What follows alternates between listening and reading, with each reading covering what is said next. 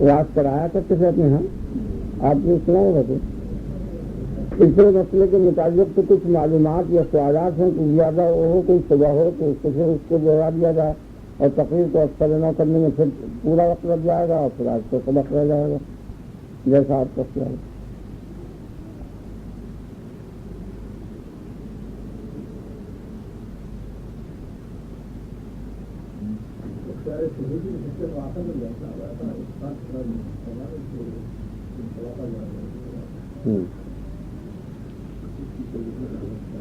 پہلے تو وہ تینوں مذاہب جو ہیں ان کے متعلق پوری معلومات ہو چکی کہ ایک جماعت تو یہ کہہ رہی ہے کہ یہ بالکل مجبور ہے، اور ایک جماعت یہ کہہ رہی ہے کہ یہ بالکل مختار ہے، اور ایک جماعت نے درمیانی راستہ اختیار کیا۔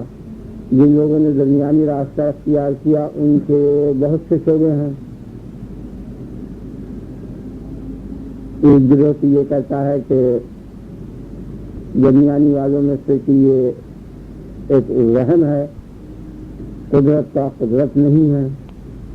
ایک گروہ یہ کہتا ہے کہ نہیں، بلکہ یہ قصد مصمم کا نام کسب ہے، یہ درمیانی راستے کا نام کسب رکھا ہے۔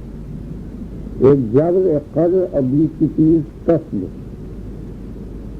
اس کا نام انہوں نے کسب رکھا ہے۔ کسب کے معنی ایک گروہ نے یہ بتایا کہ انسان کو، بندے کو وہن سا ہوتا ہے فعل کرنے کے وقت، عمل کے وقت، بس یہی اپنے قادر ہونے کا بس یہی کافی ہے، یہی قدرت کافی ہے۔ یہ اشاعرہ کا عقیدہ ہے، امام ابو الحسن اشعری کا اور ان کے متبعین۔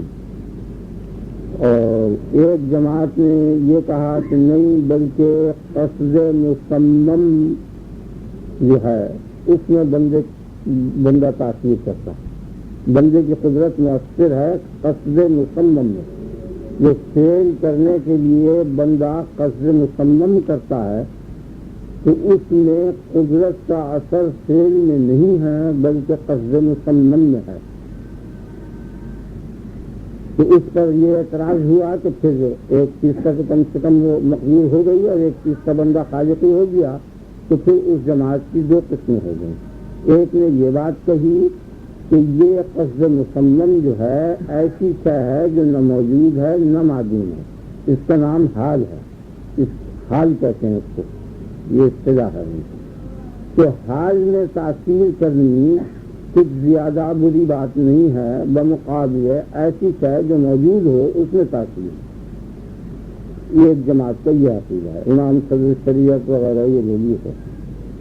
اور ایک جماعت نے یہ فیصلہ کیا کہ نہیں، قصد مصمم موجود ہے اور ایک موجود میں تاثیر بندے کی قدرت کرتی ہے اور باقی موجودات میں اور افعال میں تاثیر نہیں کرتی۔ یا ایک کی تخصیص کر لی کہ کم سے کم درجے میں تکلیف کا فائدہ ثابت ہو جائے اور اندر نہیں ابس نہ ہو، یہ قصد والوں کی تفصیل۔ تو اس کے اندر میں نے آپ کو سب کئی شاید 2 مہینے سے چل رہا ہے، 2 مہینے اس کو بتا دیا تھا کہ یہ سب باتیں صحیح نہیں ہیں، غلط ہیں۔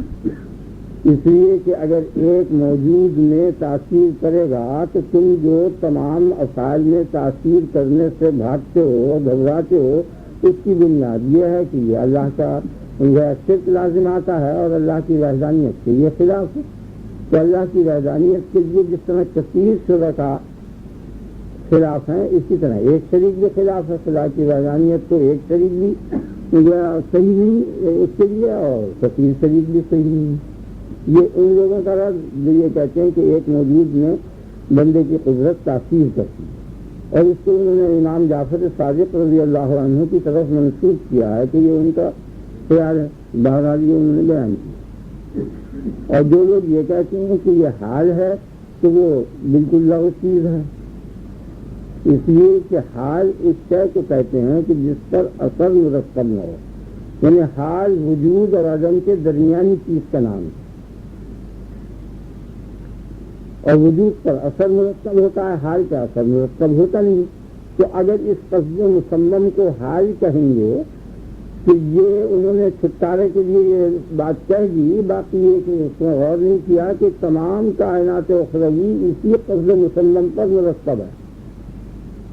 تمام نیکی بدی، تمام اعمال، تمام ایمان، تمام چیزیں سب اسی قصد مسلم پر مرتب ہیں، اور اس کو حال کہنا وہ انتہائی غلط ہے۔ اول تو حال کی نفسی کوئی صحیح نہیں، غلط ہے، اس لیے کہ حال جب ہوگا کہ جب وجود و عدم کے درمیان مسافت ہو، تو وجود و عدم کے درمیان مسافت نہیں ہے، دونوں میں انحصار ہے، یا موجود ہوگا یا معدوم ہوگا، یا عدم ہوگا یا وجود ہوگا، اور اگر اسے مان بھی لیں ان کی اصطلاح کو تب بھی وہ مبدأ آثار نہیں ہوتا حال۔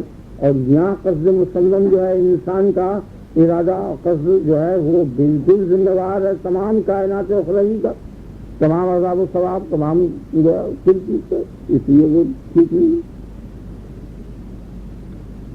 اور خلاصہ اس کا سب کا یہ ہے کہ قصد کو، اور انہوں نے بھی یہ کہا کہ ایک موجود کا قصد مسمم کا یہ فاعل ہے اور خالق ہے، تو اب ہر فعل کے لیے ایک قصد مسمم ہوتا ہے،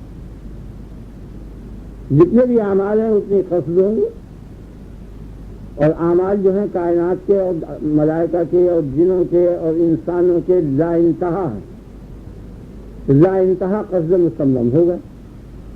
اس لیے تو کسی مشرک نے بھی شریک نہیں ٹھہرایا جتنے کہ انہوں نے شریک ٹھہرا دیے ہوئے، تو بالکل غلط اللہ بات ہے، اس کا کوئی بیسوچ درمیانی راستہ کچھ نہیں ہے۔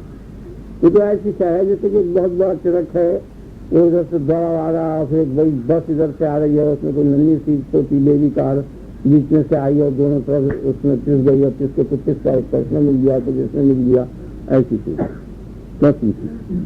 ایک حصہ اس کا قدر میں چلا جاتا ہے، ایک جبر میں چلا جاتا ہے، وہ کوئی مفید چیز نہیں۔ باقی یہ جماعت کی رائے تھی جو میں نے آپ کے سامنے بیان کر دی، اور عرصے سے چلی آ رہی ہے۔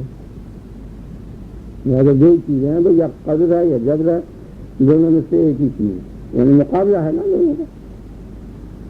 وہ نظریہ اصل میں دو ہی ہیں، جبر یا قدر۔ اب دونوں پر جو اعتراض وارد ہوتا ہے اس کو دونوں جماعتیں رفع نہیں کر سکتی۔ یعنی بندے کے فعل کا اگر خدا خالق ہے تو پھر بات پر اور ثواب و عقاب اور مدح و ذم، حمد و نہیں، تبلیغ، یہ سب لغو ہو جاتی ہے، اور بعثت انبیاء۔ اور اگر خدا خالق نہیں ہے بلکہ اس کو قدرت دے دی ہے بندے کو، جیسا کہ معتزلہ کا اور اہل قدر کا عقیدہ ہے، تو اس پر بھی یہی اعتراض ہے، ان کو سوجا نہیں، باقی اعتراض اس پر بھی یہی ہوتا ہے کہ فعل کا پیدا کر دینا اور قدرت ایل فعل کا پیدا کر دینا برابر ہے۔ جب خوب علم ہے کہ اس قدرت سے یہ کفر و فسق کرے گا تو اس قدرت کا پیدا کر دینا اور کفر و فسق کا خود پیدا کرنا دونوں برابر ہیں۔ اس آدمی کو آپ کو یہ یقین ہو جائے کہ یہ چھری جو ہے قطعی یہ اپنے گلے پر پھیرے گا یا کسی کے گلے پر پھیرے گا، تو اس کو آپ اپنے ہاتھ سے ذبح نہ کریں اور اس کے ہاتھ میں چھری دے دیں، وہ دونوں برابر، کوئی فرق نہیں۔ اس لیے یہ شبہ جو ہے، یہ اعتراض یہ دائم ہے، اور اتنا عام ہو گیا ہے کہ بڑے سے بڑے عالم اور امام کے خیال میں بھی ہے، اور عام لوگوں کو بھی بچہ جانتا ہے کہ جب خدا سب کچھ کرتا ہے تو ہمارا کیا کچھ نہیں، اور کوئی اس کا جواب نہیں ہے، کچھ نہیں۔ بہت لوگوں نے اس میں چھان بین کی ہے، میرے کو ہے کچھ نہیں، زیادہ یا تو یہ کی طرف جانا پڑا، انہیں مجبور کر کے کہا یہ خدا کا فعل ہے اور ہم کچھ نہیں کرتے۔ بس زیادہ سے زیادہ یہ بات چاہیے کہ یہ اللہ کا فعل ہے اور اللہ کے فعل سے سوال نہیں کیا جا سکتا۔ آپ نے فعل کیا، یعنی جب خود ایک فعل کو پیدا کرتا ہے اور خود یہ کہتا ہے نماز پڑھو، روزہ رکھو، چوری نہ کرو، زنا نہ کرو، فلاں نہ کرو، جھوٹ نہ بولو، اور تم تمام افعال کو وہ خود کر رہا ہے۔ خود پیدا کرنے کے ساتھ ساتھ امر دینا اور حکم دینا کہ یہ کرو یہ نہ کرو، یہ بات عقل میں نہیں آتی۔ تو انہوں نے یہ کہا کہ یہ چونکہ خدا کا حکم خدا کا فعل ہے اور خدا سے کے فعل سے سوال نہیں کیا جا سکتا کہ تم نے ایسا کیوں کیا۔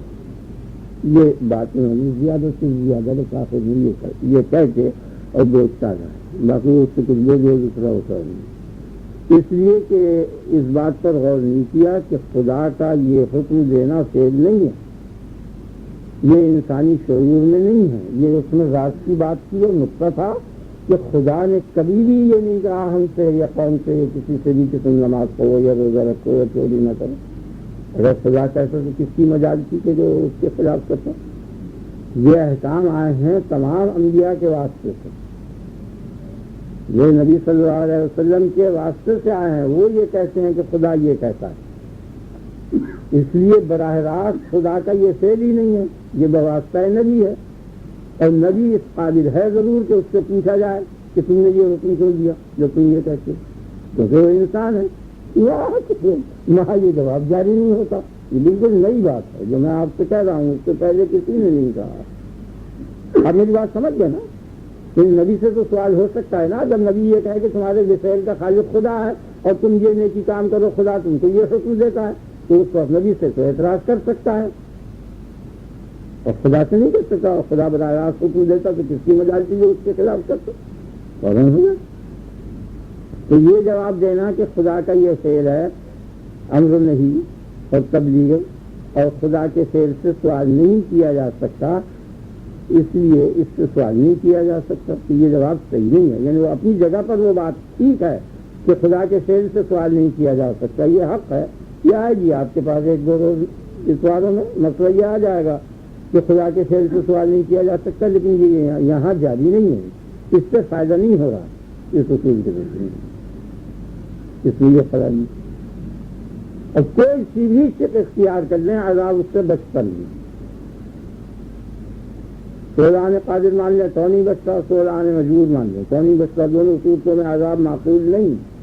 یہ ہے اسلام، یہ صدیوں سے چلا رہا ہے، ہزاروں برس سے چلا رہا ہے، اسلام سے قبل بھی ہے اور اسلامی دور میں بھی سب جگہ ہے۔ بعض لوگوں نے اکابر نے اس کا طریقہ ایسا اختیار کیا کہ یہ مکاشفے سے تعلق رکھتا ہے، اس سوال کا جواب مکاشفے سے تعلق رکھتا ہے، عالم معاملے سے اس کا کوئی علاقہ نہیں ہے۔ یہ بھی ایک ہٹنے ہٹانے کی سی باتیں ہیں، بات سمجھ نہیں آئی، میں ہوتا اس جگہ پر تو کہتا میری سمجھ میں نہیں آتا۔ امام ابن قیم نے اپنی کتاب التقدیر ایک بہت بڑی کتاب لکھی ہے، اتنی بڑی ہے، کوئی 1000 صفحے کی 900 صفحے کی، اس میں تمام تفصیل لکھی ہے۔ اس میں ایک امام ابو قاسم انصاری سے یا کسی اور امام کا میں نام یاد نہیں رہا لکھا، تو انہوں نے فرمایا کہ اگر کوئی شخص کو تقریم کی سلطنت دے دے اور اس کے مقابل میں اس جبر و تقدیر کے مسئلے کا حل بتا دے تو میں اس کے حل کو اختیار کر لوں گا اور ہر تقریم کی سلطنت کو رد کر دوں گا۔ یہ ان کی کتاب میں یہ لفظ موجود، تو اس سے یہ پتہ چلا کہ وہ حل ول کچھ نہیں ہوا، سمجھ میں کچھ نہیں آیا۔ اب گروہ بندی تھی، جس گروہ کا جو عقیدہ تھا اس کو جمع، اور کبھی اس نے اس بات کو نہیں سوچا کہ میں غلط بھی ہمارا عقیدہ ہو سکتا ہے، ان کے بزرگوں اماموں نے جو کہا وہ اس سے چلا، معتزلہ کے ہاں وہی رائج رہا اور ان کے درمیانی والوں نے یہ طریقہ اختیار کیا۔ بعض لوگ ایسے تھے کہ جنہوں نے بیچ میں سے کچھ باتیں نکالی، وہ کچھ نہیں، بعضوں نے یہ کہا کہ دونوں مل کر فیل کرتے ہیں۔ استاد اسحاق اسفرائی نے یہ کہا کہ خدا بھی خالق ہے، بندہ بھی خالق ہے، دونوں مل کر فیل کرتے ہیں۔ وہ بھی لوگ بات ہے جب بندہ فیل کرنے پر مجرم ہے اور قدرت ہے دونوں کی مشترک، تو جتنا مجرم یہ ہے اتنا مجرم خدا ہوا جب خدا خالق ہوا تو۔ اور بعض نے یہ کہا انہی میں سے کہ فعل جو ہے وہ تو خدا کرتا ہے اور کیفیت جو ہے وہ بندہ پیدا کرتا ہے، جیسے نماز ہے کہ اس کی حرکت تو خدا پیدا کر دیتا ہے اور جو نماز پن ہے وہ بندہ پیدا کر دیتا ہے۔ وہ بھی بیکار سی چیز ہے، نماز پن کوئی شے ہے یا نہیں ہے؟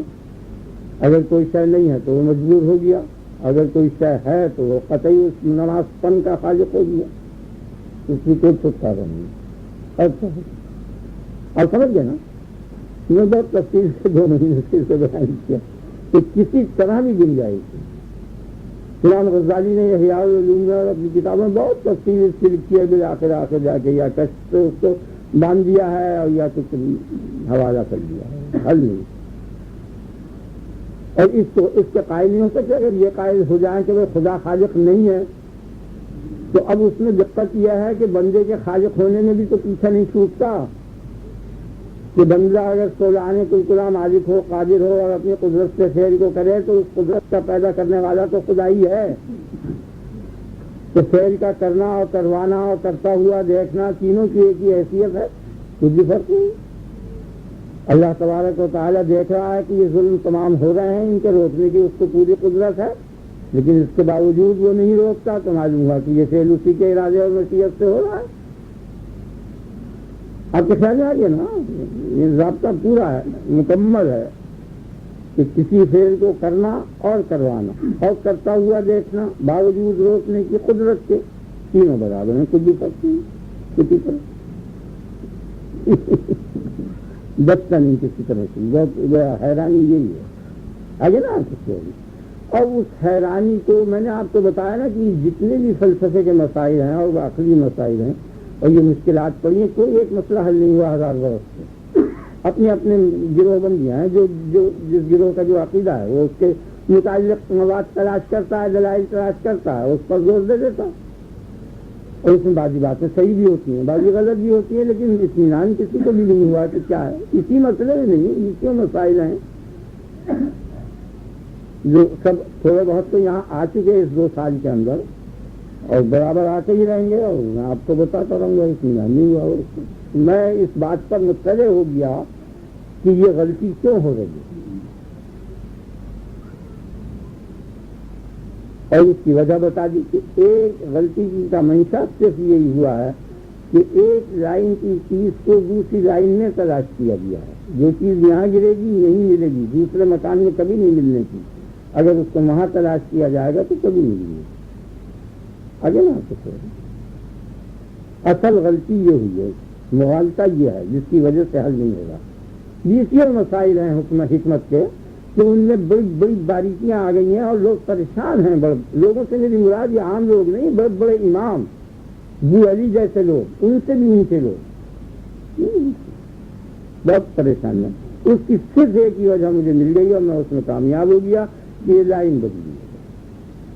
میں جس کو مرتبہ یہاں بیان بھی کر چکا ہوں، ہسٹری مثالوں سے بھی سمجھا چکا ہوں کہ ایک لائن کی چیز دوسری لائن میں شامل ہو جائے گی تو اس کا کہیں پتہ نہیں چلنا. اگر نا ایک حکم ہے کہ وہ اوکلیجس میں ثابت ہے، وہی حکم ارتھمیٹک میں باطل ہے. اب اگر اس کو اس لائن میں دیکھے گا اور اس کو حجت کرے گا عمر بھر بھی اس کو تلاش نہیں. ایک ہی مسئلہ ہے جو اوکلیجس میں حق ہے اور حساب میں باطل ہے. اگر نا اسی طرح ہر علم میں یہ چیز ہے، ہر لائن میں، ہر عالم میں. ایک عالم کی چیز دوسرے عالم میں اگر تلاش کرے گا اور ملا دے گا اس کو، کبھی بھی کامیابی نہیں ہوگی. اس کے واسطے اللہ تبارک و تعالیٰ نے ایک کلیہ قانون بتا دیا، لا تلبسوا الحق بالباطل. اصلی کو نقلی کے ساتھ مت ملا، اس کا یہ نتیجہ ہوگا. ایک میل کی چیز دوسرے میل میں مت ملا. جس میں نے آپ کو انڈے کی مثال دے کے پہلے بتایا تھا، شاید آپ نے سنا ہوگا. ایک سبزی اور ہسٹری مثال سے پہلے بیان کر چکا ہوں.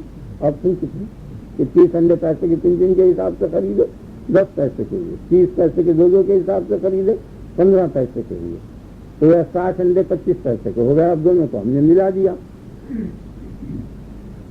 یعنی 12 پنجے 60، 12 پنجے ہو گئے. اس کے ہر پنجے میں 1 پیسے کے 2 والے ہیں، 1 پیسے کے 3 والے ہیں، تو 2 پیسے پنجہ کے حساب سے بیچ ڈالے. جس حساب سے خریدے تھے اسی حساب سے بیچے، تو 12 پنجے 12 ٹکوں کے یعنی 6 آنے کے بک گئے. اب اس میں 1 پیسے کا گھاٹا ہو گیا. اب یہ گھاٹا کیسے ہوا؟ جس حساب سے خریدا اسی حساب سے بیچا، پھر گھاٹے ہے کیا کام؟ رشواری ہوئی نا. تو اس رشواری کی علت یہی. اندر آ جاؤ مولوی صاحب، یہاں جگہ ہے، ادھر آ جاؤ، ادھر سے آ جائیے، ادھر ہو جائیے. تو یہ اگر آپ کی سمجھ میں آ جائے چیز تو آپ تمام فلسفے پر عبور کر گئے،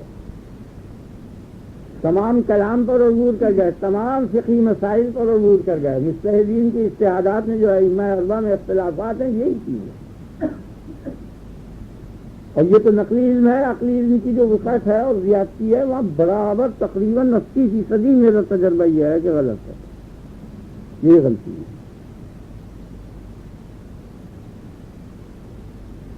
آگے نا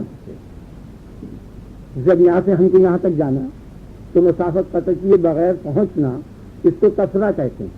یہ محال ہے، ناممکن ہے، نہیں پہنچ سکتے آپ ایک نقطے سے دوسرے نقطے پر خط کو بغیر عبور کی، تو کثرہ محال ہے. آگے نا آپ تو یہ اس عالم جسمانی کے اندر کثرہ محال ہے. اگر غیر اس عالم کے علاوہ کوئی اور عالم ہو، خواہ وہ روحانی ہو یا جسمانی ہی ہو، وہاں پتہ نہیں، وہاں ہو سکتا ہے. آگے نا چنانچہ عالم منام میں بیکان انسان کہاں سے کہاں پہنچ جاتا. اب اس سے عالم بیداری ہے، اس میں زنا حرام ہے. لیکن عالم منام میں زنا حرام نہیں ہے، اس کو کوئی سزا نہیں ہے. آگے نا یہ مغالطہ ہے، وہی مغالطہ یہاں اس تبدیل کے مسئلے میں ایک ہی چیز. اور یہ قدم عالم کے بحث میں اور ان تمام فلسفیانہ جتنے یہ مضامین ہیں اس میں جو یہ دقتیں پیدا ہوئی اور متکلمین کو اتنی پریشانی ہوئی ہے کہ آپ اس کا اندازہ نہیں کر سکتے. مجھے پورا اندازہ میں صحیح معنی میں آپ کہتا ہوں، کیونکہ یہاں وہ نہیں ہے آپ کے پاس سامان، میں اسے ثابت کر دوں کچھ بھی نہیں کی. یہی وجہ تو تھی دلی میں یہ آدمیوں سے بحث ہوتی تھی اور وہ ان کا آواگمن کا قصہ نہیں ثابت باطل کر سکے. کتاب الشفا میں ابو علی نے آواگمن کا رد کیا. میں نے بار بار دیکھا کہ کچھ چیز نکلے ہوتی. ایک دلیل رسول نے بیان کی ہے، اس کو نقل کیا انہوں نے، اور متاخرین نے انہی دلیلوں کو الگ پلٹ کر کے بیان کر دیا. قاعدے میں اور ضابطے میں صحیح فکر نہیں ہوا. اصل ہے تو صحیح فکر ہے. میں نے آپ کے سامنے مثالیں بیان کی اور ان مثالوں سے آپ سمجھ گئے جب بھی آپ ایک لائن کی شے کو دوسری لائن میں ملائیں گے قطعی آپ کو کبھی کامیابی نہیں ملے گی.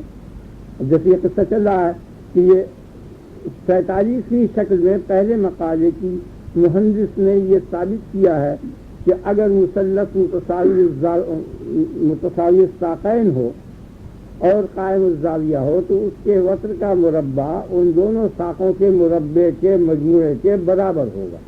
یہ اس تک کا مربع ان دونوں کے برابر ہوگا، یہ ثابت کر دیا. اور عدد کے اندر تو اب یہ چونکہ دونوں ساقیں برابر ہیں تو اس کا مربع اس کے مربع سے قطعی بچند ہو گیا. اور عدد میں کبھی بھی آپ کو یہ نہیں ملنے کا کہیں بھی کہ مربع کا بچند مربع ہو، محال اور ناممکن. 100 مربع ہے 200 کبھی مربع نہیں، 4 مربع ہے 8 کبھی مربع نہیں. ادھر تشریف لے آئیے اور پیچھے بھی جگہ بہت ہے، آپ ادھر آ جائیے اور خرجے میں آ جائیے. وقت میں آپ ادھر آ جائیے. عبدالرحمان صاحب آپ ادھر، مولوی صاحب آپ ادھر تشریف لے آئیے. آپ ادھر آ جائیے، یہ جگہ ہے بالکل.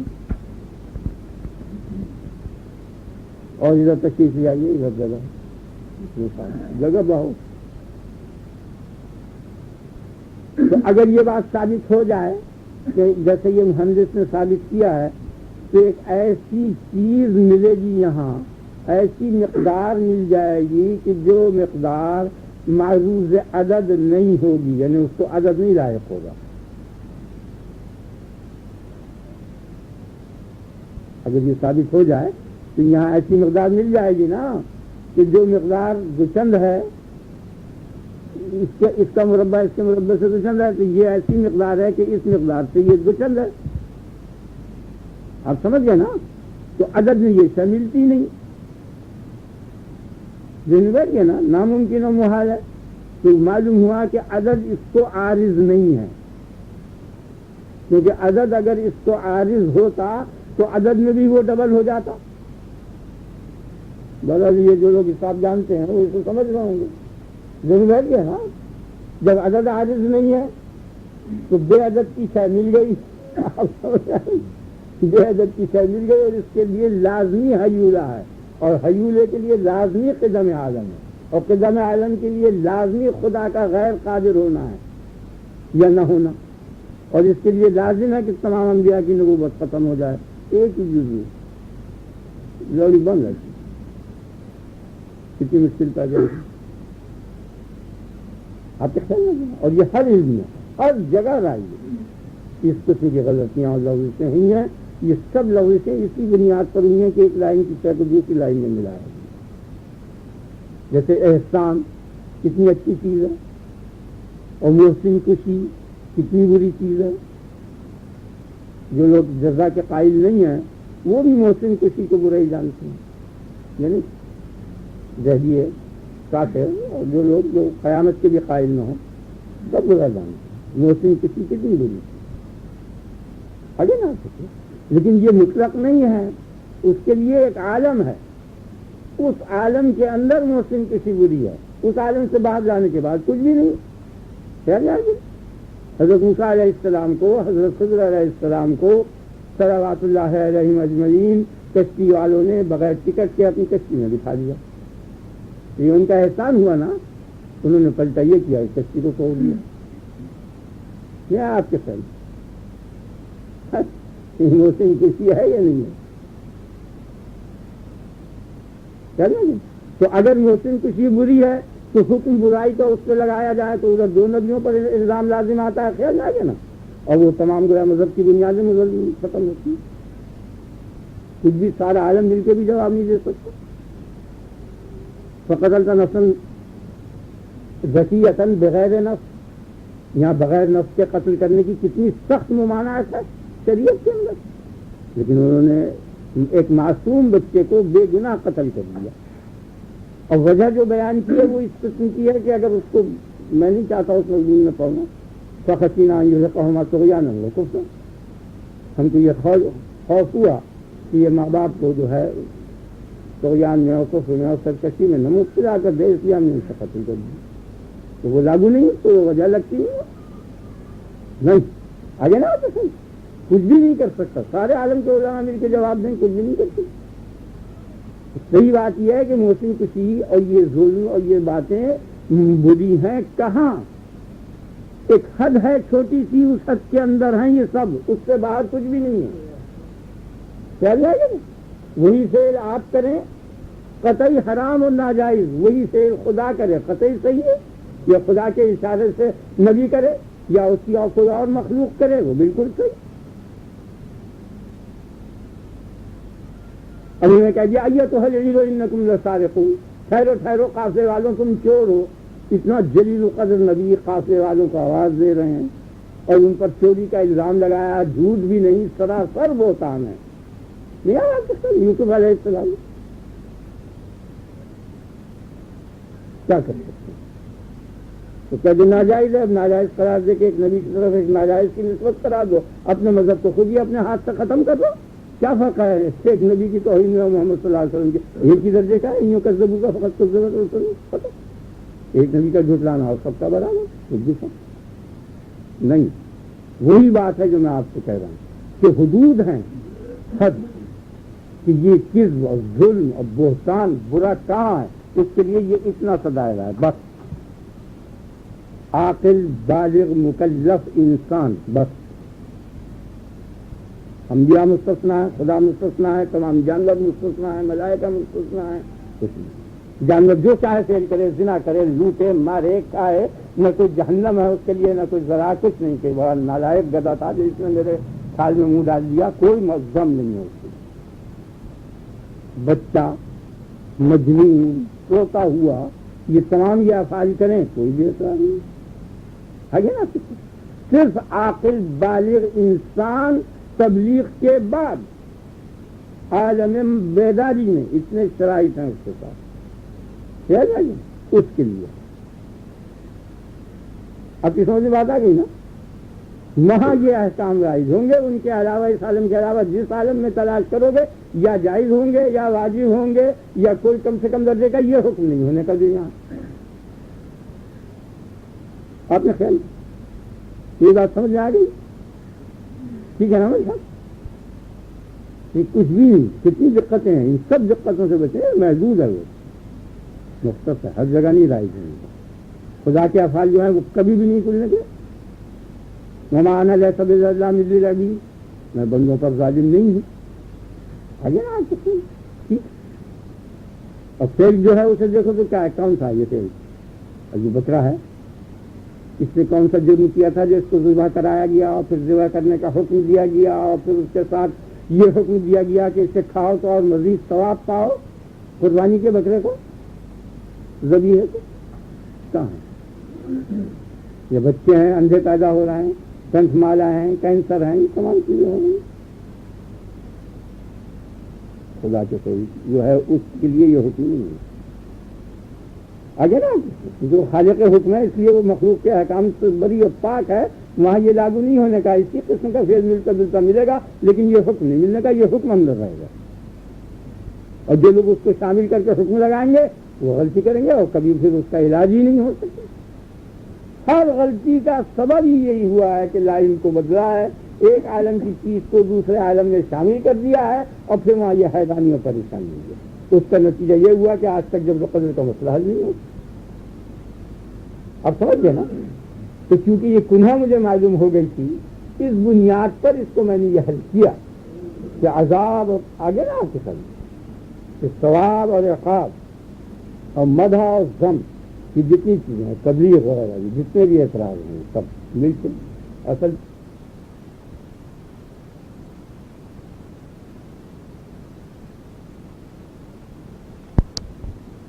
اب سمجھ گئے نا؟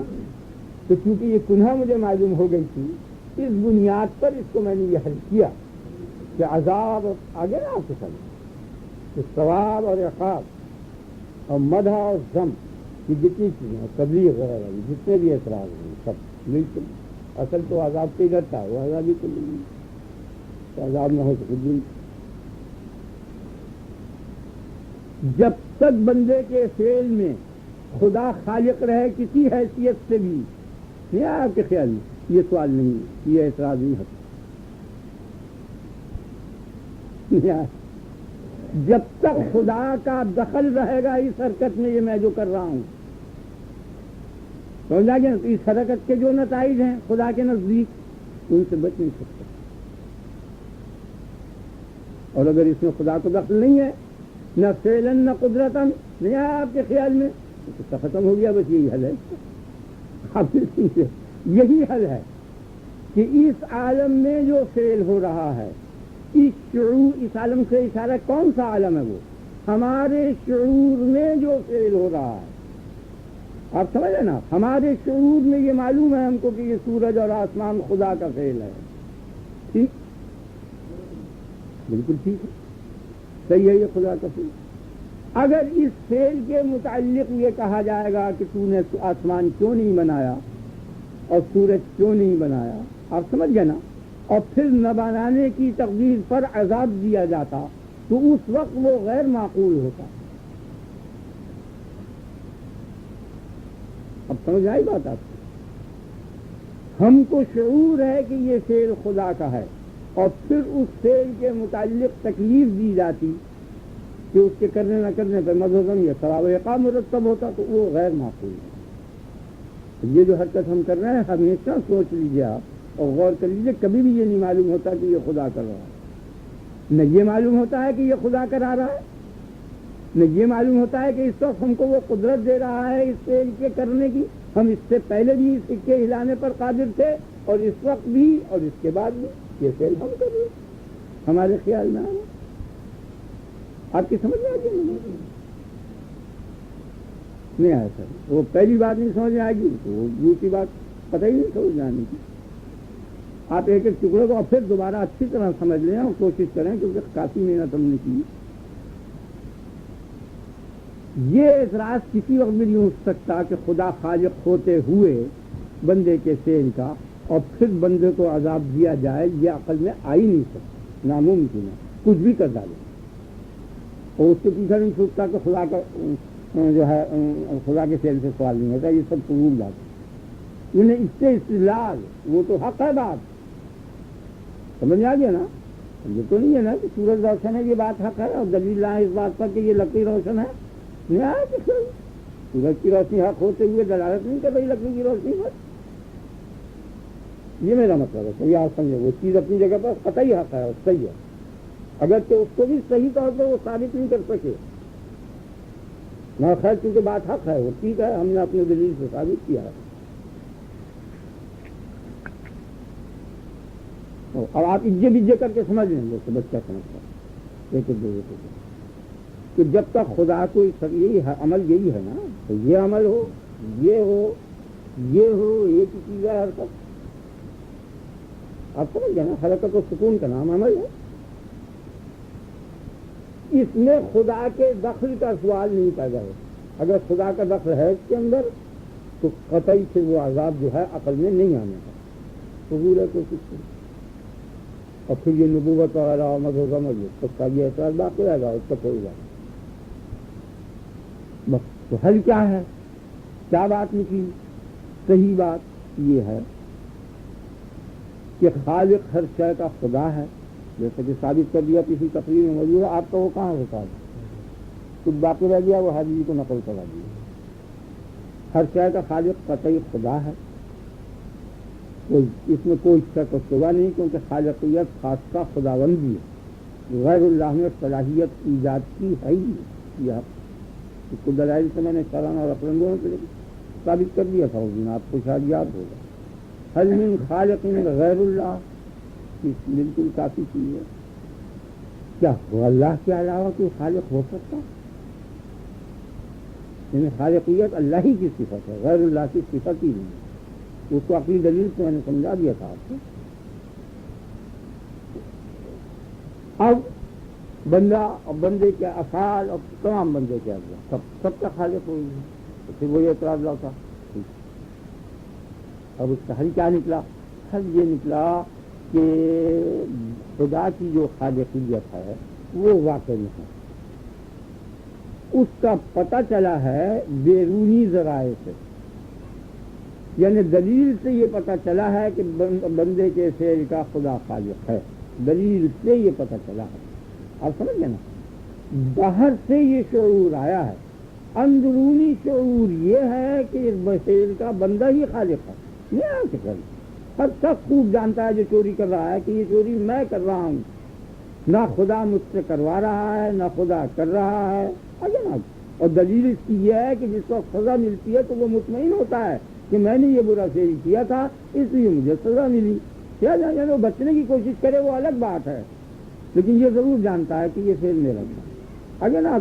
اور اگر غیر ناحق فعل ہوتا ہے تو قطعی اس کے خلاف آواز اٹھاتا ہے. آگے نا. ناحق کے معنی یہ کہ کرے کوئی اور بھرے کوئی، یہ پریشانی ہوتی ہے نا. آپ کی سمجھ میں بات آ گئی نا؟ تو شعور کے اندر، اس موجود شعور کے اندر بندہ کل کلاس سولہ آنے اپنے آپ کو ایک مستقل چیز سمجھ رہا ہے. یہ چیز سمجھنے کی ایک موجود سمجھ رہا ہے، ایک شے سمجھ رہا ہے، سامنے خدا کو سمجھ رہا ہے. نہیں آپ کے خیال میں اپنے ہستی کو ایک مستقل ہستی سمجھ رہا ہے، اور 16 آنے اپنی قدرت اور اختیار اور شعور وغیرہ وغیرہ کا اپنے آپ کو 16 آنے مالک سمجھ رہا ہے. ہاں یہ ضرور سمجھے کہ خدا سے کمزور صحیح یا خدا کی مخلوق صحیح، وہ دلیل سے اسے یہ پتہ چلا، لیکن ویسے فی نفسی وہ اپنے آپ کو ایک شے سمجھ رہا ہے. جو خیالات اس کے دماغ میں آ رہے ہیں وہ سمجھ رہا ہے یہ میرے دماغ میں ہے، یہ میری چیز ہے، یہ میری قدرت ہے، یہ میرا شعور ہے، یہ میرا فعل ہے. سب چیز کو میں کر رہا ہے، ذات کو بھی میں کہہ رہا ہے اور اپنا فعل کو اپنی طرف منسوخ کر رہا ہے. تو اس شعور کے اندر جو جبر ہے وہ منافی عذاب ہے. اس شعور میں جو جبر ہوگا وہ اس جبر پر اگر سزا ہوگی تو وہ نامعقول قرار دی جائے گی. بس یہ آپ کو نقطے کی بات ہے. آپ کو یہ شعور ہے کہ آپ نے گولی ماری، ہرن کے لگ گئی وہ آدمی کے، سمجھ میں آ گیا؟ تو اب پھانسی نہیں ہونے کی زندہ ہے نا. آپ سمجھ گئے نا؟ خوب سمجھتا ہے. یا جبر کیا جا رہا ہے کہ تم اس کو مار، نہیں تجھے مار دوں گا. تو اب جو مار رہا ہے وہ اس کی قدرت سے دبا ہوا، وہ یہ سمجھ رہا ہے کہ میں یہ فعل اپنی قدرت سے نہیں کیا. میں نے آدمی کو مارا تھا، ہرن کے لگ گئی آدمی کے، یہ فعل میں نے اپنے ارادے سے نہیں کیا. یا دوسرے کے دباؤ میں، ظالم سلطان ظالم حاکم کے دباؤ سے کوئی فعل کر رہا ہے کہ تو کلمہ کفر کہے ورنہ تجھے قتل کیا جائے گا، ہندو بن یا عیسائی بن ورنہ قتل کر دیا جائے گا. تو اب جو عیسائی بننے کا اس نے فعل کیا ہے وہ خوب اس بات کو سمجھ رہا ہے کہ دوسرے کے جبر سے میں نے یہ کیا. سمجھ آ گیا نا؟ تو اس ارتداد پر نہ یہاں اسے قتل کیا جائے گا نہ وہاں عذاب جہنم. آپ سمجھ گئے نا؟ یہ جو کفر وہ کر رہا ہے اس کفر پر نہ یہاں کوئی سزا ہے شریعت کے اعتبار سے اور نہ روز جزا کوئی سزا. یہ بچہ ہے اس کی قدرت ناقص ہے، اس نے کسی کا گلا کاٹ دیا. یہ سوتا ہوا آدمی ہے، اس نے کروٹ لی، کروٹ میں چھوڑا رکھا ہوا تھا، دوسرے بغیر کہاں آگے نا آپ کو خیال. یہ نماز پڑھ رہا تھا، نماز پڑھتے میں سلسلات معلوم ہوئی تو اس نے یوں سرکا دیا، وہ تھا بچی ایسا شام وہ دوسرے کے لگا اس سے کاٹ لیا. زندہ ہے نا آپ سمجھ رہے ہیں نا سب چیز. کہ اس شعور کے اندر جو جبر ہے وہ جبر منافی عذاب ہے، اور جو اس شعور کے اندر جو شے جبر نہیں ہے وہ منافی عذاب نہیں ہے کہ یہ جو آدمی نماز پڑھ رہا ہے، روزہ رکھ رہا ہے، چوری کر رہا ہے، گناہ کر رہا ہے، یہ اپنے شعور میں یہ سمجھ رہا ہے کہ یہ فعل جو ہے جبرن نہیں کرایا جا رہا. آپ کی سمجھ میں آتا نہیں نا، یہ ایسا فعل نہیں ہے. سمجھ آ گیا کہ خدا خالق ہو، اس سے بحث نہیں. وہ یہ سمجھ رہا ہے کہ یہ میں فعل کر رہا ہوں، خالق کوئی صحیح ہے، یہ میرا فعل، کسی کا بھی فعل ہو وہ، مگر بندہ یہ سمجھ رہا ہے کہ یہ میرا فعل ہے، اور اس فعل کو یہ سمجھ رہا ہے استداد وغیرہ کو جو تلوار گلے پہ رکھ کے فعل کرایا جا رہا ہے کہ یہ میرا فعل نہیں ہے. ان دونوں میں فرق کر رہا ہے یا نہیں کر رہا؟ تو جس جبر پر عذاب اور سزا نامعقول ہو وہ کون سا جبر ہے، یہ چیز سمجھانی ہے. وہ جبر ہے جو اس شعور میں ہو، جو اس حواس خمسہ سے محسوس ہو، موجود شعور کے یہ معنی. اور جو شعور دلیل سے آیا ہے یا باہر سے آیا ہے وہ غیر معتبر ہے. اس میں وہ جبر نہیں ہے. مثلا ایک آدمی تو قصدن ایک آدمی کو مار ڈالا، اور ایک آدمی نے مارتا تھا ہرن کے اور لگ گئی دوسرے آدمی کے، تو قاتل تو دونوں ہی ہوئے نا، ایک قاتل احمد ایک قاتل خطا. تو اب ان دونوں کے لیے کیا کریں گے آپ؟ اگر دونوں کو آپ قتل کر دیں گے تو قاتل خطا پر ظلم کیا، یہ دونوں خدا کے فعل ہو گئے نا. خدا کے خالق ہونے کی تقدیر پر جس نے قصدن قتل کیا ہے وہ فعل بھی خدا کا ہوا، اور جس نے خطن قتل کیا ہے وہ فعل بھی خدا کا ہوا. تو خدا کے خالق ہونے کی تقدیر پر تو دونوں مخلوق ہیں، اور دونوں میں وہ مجبور ہے. تم یہی کہتے ہو کہ جس شے کا خدا خالق ہو وہ شے مجبور، تو مجبور تو اب یہ دونوں ہو گئے.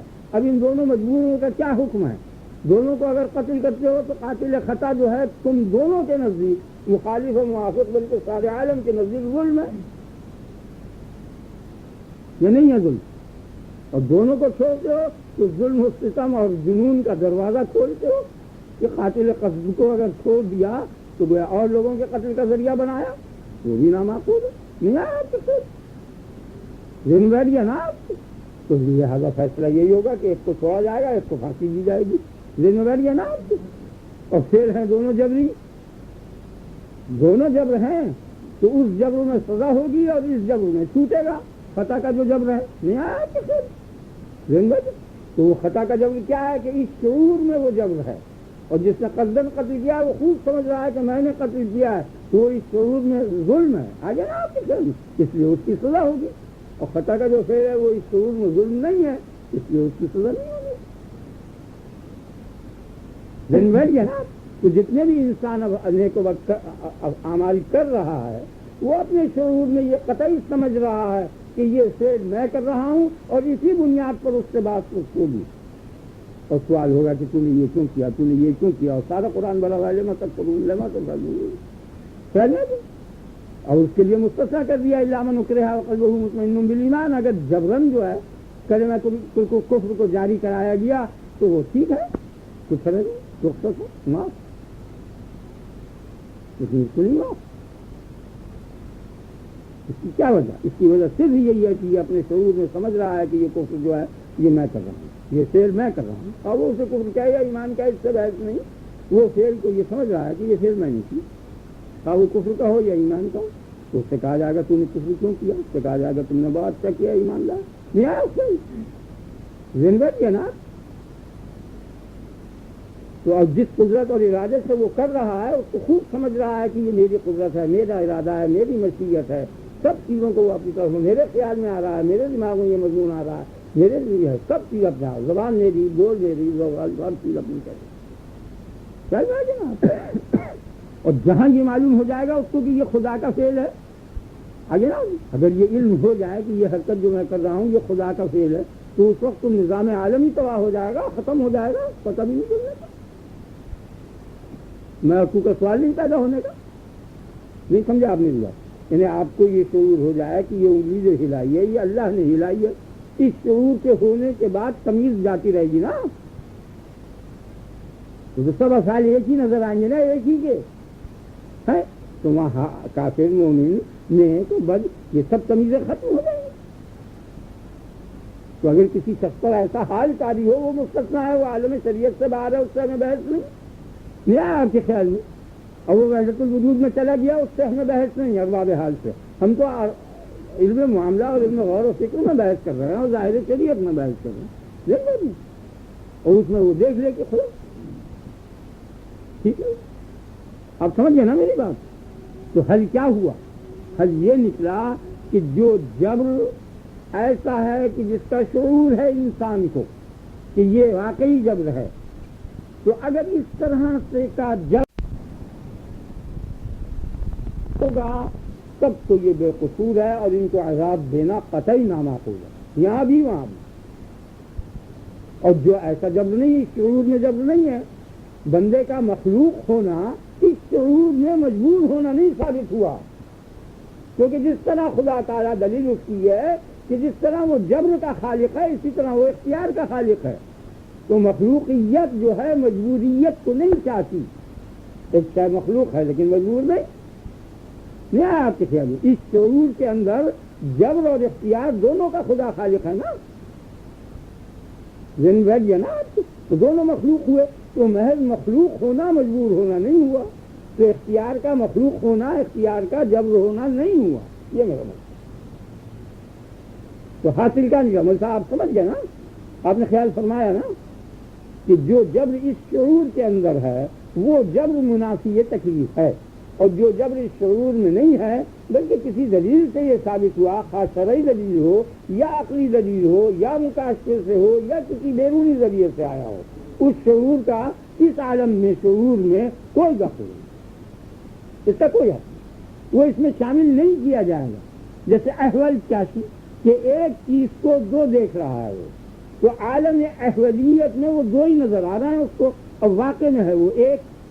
کیا لگے؟ اور اس کو اس بات کا علم بھی ہے، یقین بھی ہے کہ یہ ایک ہی چیز ہے، نہیں سمجھا؟ اس کے باوجود دیکھے گا وہ دو ہی. اسی طرح کوئی عارف کامل بالغ معرفت میں ہے، اس کو یقین ہے اس بات کا کہ میرے فعل کا خالق خدا ہے، یا جو پکا مسلمان ہے، سمجھ میں آ گیا نا؟ اور جتنے بھی اولیاء ہیں اور عرفاء ہیں اور اہل علم ہیں وہ ٹھیک ہے، لیکن کریں گے جس وقت وہ کہیں گے یہی کہ ہم کر رہے ہیں، نہیں آیا شعور ان کو یہی رہے گا کہ یہ ہمارا فعل ہے، نہیں آیا. جس طرح اس کو شعور یہی ہے کہ یہ دو ہیں، یہ علم ہوتے ہوئے کہ یہ ایک ہے. اگر کو علم ہے یہ نہیں کہ یہ ایک چیز ہے، ایک پیسہ ہے، اسے دو نظر آ رہے ہیں، نہیں آیا آپ کے خیال؟ تو دیکھنے میں وہ دو معلوم ہو رہا ہے، سمجھ میں آ گیا نا؟ اسی طرح یہاں یہ معلوم ہو رہا ہے کہ یہ فعل میں کر رہا ہوں، در حقیقت وہ نہیں کر رہا، خالق حقیقت میں خدا ہی ہے. تو ذمہ داری جو ہے وہ اس شعور کے اندر ہے، اس شعور میں ذمہ داری ہے. اگر ایسا شعور ہو جائے کہ حقیقت کا پتہ لگ جائے اور یہ اطمینان ہو جائے، جیسے کہ آپ کو یہ یقین ہے کہ یہ آسمان خدا کا فعل ہے، اگر ایسا ہی یقین ہو جائے کہ یہ حرکتیں اور نماز روزہ جو ہم کر رہے ہیں یہ خدا کا فعل ہے، ایسا شعور ہو جائے تو بالکل جس طرح آسمان کے نہ پیدا کرنے پر آپ پر کوئی عذاب سزا وغیرہ ضم وم کچھ نہیں ہے، اسی طرح ایمان کے پیدا نہ کرنے پر کوئی نہیں ہے. میرے خیال میں بہت واضح ہو گئی ہے. تو انیس صاحب ٹھیک ہے، آپ کی سمجھ میں بات آ گئی؟ نہیں آئی؟ نہیں آئی تو سوائے دعا کیا ہو، کوئی صورت نہیں ہے کہ اللہ پاک کی ہدایت دینے والا ہے وہ سمجھانے والا. آپ نے خیال کر لیا، یعنی شعور ایک لائن میں رہنا چاہیے نا. تو ایک شعور کے اندر جو چیز ہے وہ اس کا حکم اور ہے، اور دوسرے شعور کے اندر جو چیز ہے اس کا حکم اور ہے. دوسرے شعور کی چیز کو تم اس شعور میں کیوں شامل کرتے ہو؟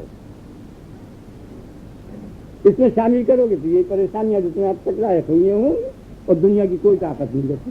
اور میں نے خدا صاحب کو بتا دیا کہ اگر خدا کو دخل ہے اس فعل کے اندر تو قطعی اس کی سزا نامعقول ہے. نہیں آیا آپ کے خیال میں؟ قطعی عقل میں نہیں آنے کی. لہذا ایک ایسا عالم ہم نے تلاش کیا کہ جس میں خدا کو دخل نہ ہو، وہ یہی عالم ہے جو ہمارا حصی شعور ہے. اس شعور کے اندر، اس شعور میں کبھی بھی یہ نہیں آتا کہ یہ خدا کا فعل ہے. جو شخص زنا کر رہا ہے، چوری کر رہا ہے، کوئی سمجھ رہا ہے اس بات کو؟ کبھی آتا ہے اس کے خیال میں کہ یہ فعل خدا کر رہا ہے؟ نماز پڑھ رہا ہے، یہ سمجھ رہا ہے کہ خدا پڑھ رہا ہے، ہاتھ جوڑ رہا ہے، دعا مانگ رہا ہے، یہ کتنے فعل کر رہا ہے؟ خدا عاجزی کرے گا، دعا مانگے گا، سر جھکائے گا. اس شعور میں یہ نہیں آتا کہ یہ فعل خدا کا ہے. نہیں آیا آپ کے خیال میں؟ اسی شعور کے اعتبار سے یہ امر و نہی، ثواب و عقاب، مدح و ذم، تبلیغ وغیرہ ہے. اور اس شعور سے ہٹنے کے بعد کوئی بھی شعور خالق سب چیز کا وہ ہے، اس اعتبار سے تکلیف نہیں ہے۔ جیسے آدمی نوم غریق میں ہو، خواب دیکھ رہا ہو تو خوب باغ و بہار لینا دینا کرنا بکرنا سب تیز ہو رہا ہے نا خواب میں۔ اب دیکھا ہے آپ نے یہ نہیں؟ آدمی پکڑا جا رہا ہے، چوری کی آدمی خواب میں پکڑا گیا، جیل میں گیا، یہ تمام فیل ہو رہے ہیں نہیں عالم خواب میں؟ اور دوسرے عالم میں وہ مجبور محض ہے، نہیں سو رہا ہے خواب غفلت، اس عالم میں سولہ نے مختار ہے، ذمہ دار ہے، تم کو قتل کیا کیوں چیز اٹھائی؟ ذہن بیٹھ گیا نا؟ تو بیک ٹائم دونوں فیل ہو رہے ہیں نا۔ اسی طرح بیک ٹائم مخلوقیت ہوتے ہوئے مختار خالقیت ہے، ایک ہی طرح۔ میں نے آپ کو حصی مثال سے سمجھا دیا کہ خواب میں برابر یہ ہو رہا ہے، سولہ ہیں آج بھی سمجھ رہا میں مختار ہوں، دوڑ رہا ہوں، یہ ہے باغ بہار نعمت و کھانا، اور یہ بھی ہے پولیس آ رہی ہے، کھانے آ رہے ہیں، پکڑے جا رہے ہیں، یہ ہو رہا ہے، سبھی کچھ ہو رہا ہے خواب میں، نہیں سزائیں ہو رہی ہیں، سب دن بیٹھ گئے نا۔ جیسا بھی بہت صفائی ہو گیا۔ آپ عالم سنیما میں دیکھیے جا کے کہ اندرون سنیما جو کام ہو رہا ہے وہ کیا سمجھ رہے ہیں؟ وہ سب یہ سمجھ رہے ہیں کہ یہ سیل ہم کر رہے ہیں، دوڑ رہے ہیں، دھوپ رہے ہیں، نکاح دیا، سب کچھ ہو رہا ہے، اور بیرون سنیما وہ سب مجبور ہے لینے بیٹھیے نا آپ۔ اور اگر ان کو جو وہاں شعور ہے یہ شعور ہو جائے جو باہر اس کا میجر ہے اور مینیجر جو فیل کر رہا ہے، جیسا اس کا شعور ہے ایسے ہی شعور اندر والوں کو دے دیا جائے تو وہ سب وہ قصہ ختم ہو جائے گا نہیں؟ وہ باغ و بہاری سنیما کا جو عالم ہے ختم ہی ہو جائے گا نا۔ حقیقی شعور ہوتے ہی عالم ہی کب باقی رہے گا؟ اس کا وجود کب ہے؟ نہیں آیا آپ کے خیال میں؟ یہ نہ دیا ہاں تمہیں کم سے کم بات عقل میں آئے، اور اگر بات عقل میں نہ آئے تو بات کا عقل میں نہ آنا عقل میں آئے، نہیں سمجھا آپ؟ غیر معقولیت معقول ہونی چاہیے۔ آپ میری بات سمجھ گئے نا؟ یہ بہت دھوکہ لگا ہے لوگوں کو کہ ہر بات عقل، ہر بات عقل، بیوقوفی کی باتیں تو دور سے چلا آ رہا۔ بہرحال صحیح علاج، صحیح جواب اس سوال کا یہی ہے، اور اس سے قبل کسی شخص نے نہیں دیا۔ پہلا جواب کہ اس موجود شعور کے اندر جو جبر ہوگا وہ منافی تکلیف ہے۔ جیسے بچہ ہے، مجنون ہے، سوتا ہوا ہے، یہ سب جب یا کسی نے دبایا یا غلط فعل ہوا، ان صورتوں میں جتنے افعال ہوں گے ان کی نہ یہاں سزا ہوگی نہ وہاں۔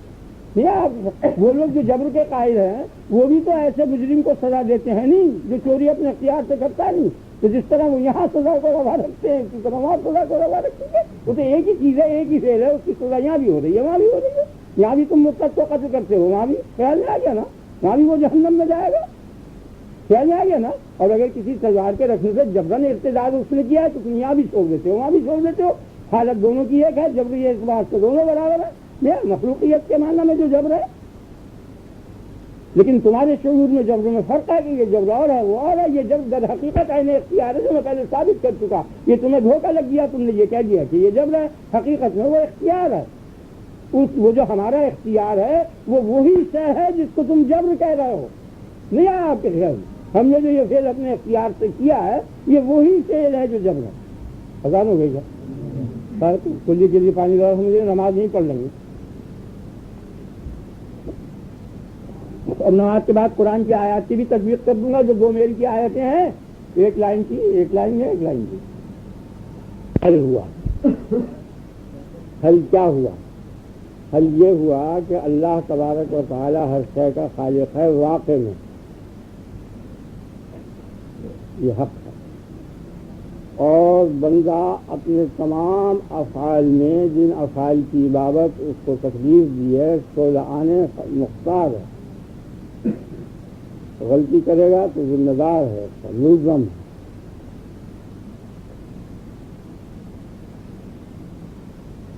اور خدا کا خالق ہونا، خدا کا خالق ہونا اس بات کو نہیں چاہتا کہ بندہ مجبور ہو۔ بندے کے افعال کا اگر خدا خالق ہو جائے تو خدا کے خالق ہونے سے بندہ اپنے افعال میں مجبور نہیں ہوگا، مخلوق ہوگا، اور اس کی فاعلیت اور خالقیت جو ہے وہ اس کے شعور میں ہے۔ آگے نا تو اس کے شعور کے اعتبار سے جو تاثیر ہو رہی ہے اس تاثیر کو فعل کہتے ہیں، اور واقع میں جو تاثیر ہو رہی ہے اس کو خلق کہتے ہیں۔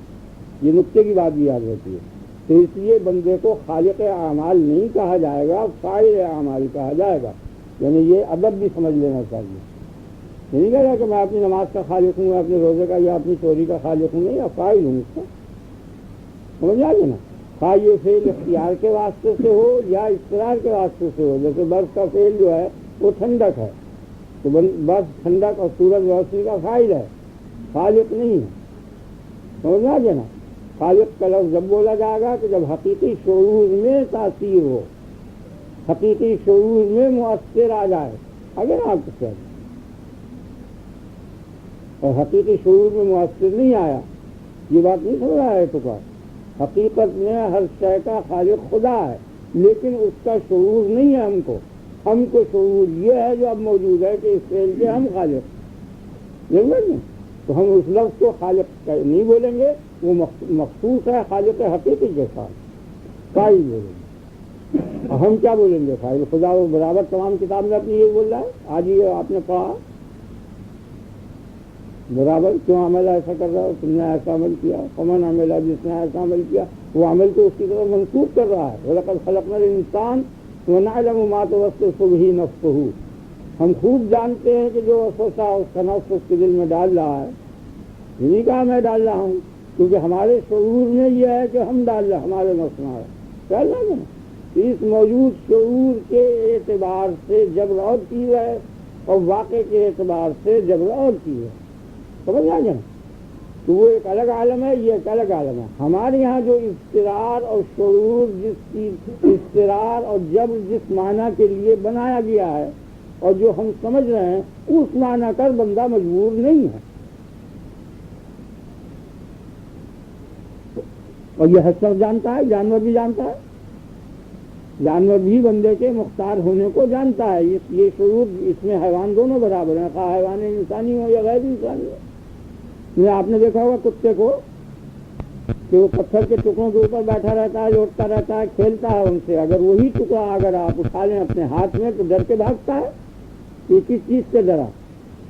پتھر کا ہی وہی ٹکڑا تھا جس پر وہ موت رہا تھا اور بیٹھا ہوا تھا. اب کیوں ڈرا؟ تو در حقیقت پتھر سے نہیں ڈرا، پتھر کے متعلق تو اسے شعور تھا کہ یہ مجبور ہے. اب اسے یہ شعور ہو گیا کہ یہ اختیار کے ہاتھ میں یہ مجبور آ گیا. خیال آ گیا نا؟ آپ نے لکڑی کو دیکھا ہے، برابر سوٹا رکھا ہوا ہوتا ہے اور کٹ کٹ کٹ کٹ کٹ چوہا کتر جاتا ہے، داغ ڈال دیتا ہے اس کے لیے، کھیت پڑ جاتے ہیں. اسی لکڑی کو اس چوہے کے سامنے آپ اٹھا لیں تو فوراً بھاگے گا اور یہ نہیں سمجھے گا کہ یہ تو وہ شاید جو میں اپنے دانتوں سے کتر ڈالتا ہوں، ڈرنے کی اس سے کیا ضرورت ہے. نہیں، تو ادھر وہ اس سے نہیں ڈرتا، ادھر حقیقت اس چیز سے ڈر رہا ہے کہ یہ ڈنڈا اب اختیاری ہاتھ میں آ گیا ہے. ذہن میں گیا نا؟ تو جانور بھی اس بات کو جانتا ہے کہ اس کو اختیار ہے، اور وہ اختیار جو ہے وہ اس کے شعور میں ہے، واقع میں نہیں ہے. واقع میں تو کوئی شے نہیں ہے، اگر اس کو ہٹا دیں تو وہ کوئی چیز ہی نہیں بچتی. کبھی آپ نے اس بات پر غور کیا؟ کتنی باتیں کر رہے ہیں، بیٹھے ہیں، ہنس رہے ہیں، بول رہے ہیں، کھا رہے ہیں، پی رہے ہیں، بچے ہیں، بیوی، دنیا بھر کے یہ قصے، بادشاہت اور سیاست جو ہو رہی ہے، ایک ہی سیکنڈ میں یہ شعور ہٹتے ہی اس بدن کو جلا دو، زمین میں ڈال دو، جانوروں کی دعوت کر دو، جو چاہے سو کرو، مچھلیوں کے پیٹ میں جائے، اسے پرواہ بھی نہیں ہے. یہ کیا چیز ہے یہ؟ تو یہ تو شعور کے اعتبار سے سارا فیصلہ ہوگا. اور شعور کے کیا معنی؟ یہ حواس خمسہ سے جو علم آیا ہے، اس علم کا نام شعور ہے، اور یہی مبدأ تکلیف ہے. اگر یہ شعور نہیں ہونے کا تو شریعت کا بھی کوئی اس پر وہ نہیں ہے. انسان ہے، اس کو سماج صحیح ہونی چاہیے. اگر بہہ رہا ہے تو وہ مستثنیٰ ہے، اس کا کان میں آواز نہیں پہنچی، تبلیغ نہیں جا سکتی. اس لیے بہرا اگر ایمان نہ لائے کچھ ہو، کچھ بھی نہیں. اور بہرے کو گونگا ہونا لازم ہے، گونگا ہو گیا وہ ادا نہیں کر سکتا کلمہ شہادت کو، کچھ نہیں، وہ مکلف ہی نہیں. آپ سمجھ گئے نا؟ یعنی پہلے تو بہرا ہوتا ہے نا، بہرا بچہ پیدا ہوتا ہے تو پھر وہ سنتا نہیں آواز ماں باپ کی، تو اس کو بولنا نہیں آتا، گونگا ہو جاتا. تو بہرے گونگے یا ایسے پہاڑوں کے رہنے والے کہ جہاں آواز نہیں پہنچی تبلیغ کی، وہ سب مستثنیٰ. یہ موجود شعور ہونا چاہیے، اور اسی شعور کا اس نے ذکر کیا ہے. یعنی کسی جگہ بھی قرآن میں ان تحقیقات کا ذکر نہیں ہے جو آپ سن رہے ہیں. اور یہ کہہ جعل لکم السمع والابصار والافئدہ، آنکھ نے دی، کان نہیں دیا، الم نجعل لہ عینین ولسانا وشفتین وہدیناہ النجدین. یہی شعور حسی جو ہے اسی کو جگہ جگہ جگہ جگہ جگہ بتا رہا ہے. تو گویا یہی شعور جو ہے اصل میں مکلف ہے، اسی شعور کے اعتبار سے، ان باقی دلائل کے اعتبار سے نہیں ہے. جو جیسے میں نے ابھی آپ کو ہنسی کے دلائل بیان کیے تھے، یہ تو اب بھی عرب میں سے 10-5 آدمیوں کے علاوہ سارا عرب نہیں جانتا. یہاں آپ کیا کون جانتا ہے؟ یہ فلسفیانہ تحقیقات اور باریکیاں ان اعتبارات سے تکلیف نہیں ہے، چل رہا ہے نا، کیونکہ تکلیف میں شرط یہ ہے کہ سارے عالم کے نام دعوت نامہ دیا ہے، نبی سے لے کے اور کم سے کم عقل کا آدمی جو ہے پورا. تو اب تبلیغ ایسے اصول پر ہونی چاہیے جس میں اعلیٰ سے لے کے ادنیٰ تک دونوں مشترک ہوں، یعنی نبی سے لے کے، نبی سب سے زیادہ عقل مند ہوتا ہے، یعنی نبوت سے قبل سارے عالم کے جو عقلاء ہیں ان سے زیادہ عقل ہوتی ہے اس میں، ابھی نبی نہیں ہوا وہ، تو اس سے پہلے گیا اتنا عقل مند ہوتا ہے، نبی کی عقل سب سے بڑی ہوتی ہے. لیکن یہ بڑائی جو ہوتی ہے مقدار میں نہیں ہوتی، نوعیت میں ہوتی ہے، کس نقطے کو بھی سمجھنا ہے. چلو نا، ہمیں بھی تو عقل ہے نا، تو اگر نبی کے عقل کا تجزیہ کیا جائے تو گھٹاتے گھٹاتے گھٹاتے وہ ہماری عقل پر آ جائے، کبھی بھی نہیں آنے کا. آپ نہیں سمجھے؟ یعنی یہ مقدار کی کمی بیشی نہیں ہے، یہ نوعیت کی کمی بیشی ہے. جیسے سمندر ہے، اگر آپ اسے گھٹائیں تو گھٹتے گھٹتے وہ سرائی کے پانی اور مٹی کے پانی کے برابر آ جائے گا. اگر ایسے حالات آپ کو مل جائیں یا اتنی عمر مل جائے تو امکان ہے نا اس کا کہ گھٹاتے گھٹاتے اور اس پانی کو بڑھاتے بڑھاتے سمندر بنا سکتے ہیں. تو یہ صورت نہیں ہے کہ نبی کی عقل کو گھٹاتے گھٹاتے صدیق بن جائے یا ولی بن جائے یا مومن بن جائے یا ہم جیسا آدمی بن جائے، نہیں بننے کا. وہ نوعیت الگ ہے، وہ بڑائی کی نوعیت ایسی ہے جیسے انسان بڑا ہے ہاتھی. اگر ایسے حالات آپ کو مل جائیں یا اتنی عمر مل جائے تو امکان ہے نا اس کا کہ گھٹاتے گھٹاتے اور اس پانی کو بڑھاتے بڑھاتے سمندر بنا سکتے ہیں. تو یہ صورت نہیں ہے کہ نبی کی عقل کو گھٹاتے گھٹاتے صدیق بن جائے یا ولی بن جائے یا مومن بن جائے یا ہم جیسا آدمی بن جائے، نہیں بننے کا. وہ نوعیت الگ ہے، وہ بڑائی کی نوعیت ایسی ہے جیسے انسان بڑا ہے ہاتھی سے افضل ہے نا، وہ بڑا ہے. تو یہ بڑائی جو ہے جسمانی بڑائی نہیں ہے، دوسری نوعیت کی بڑائی ہے. خیال لگے تو اس کا علم بھی دوسری نوعیت کا ہے، یہ علم نہیں ہے، یہ ہمیں حاصل ہے اور اس میں گھٹاؤ بڑھاؤ ہے. آگے نا آپ کتنے ہی درجے پر ہمارا علم بڑھ جائے، نبی کے کسی درجے پہ بھی جا کے نہیں ٹھہرنے کا، وہ نوعیت ہی الگ ہے.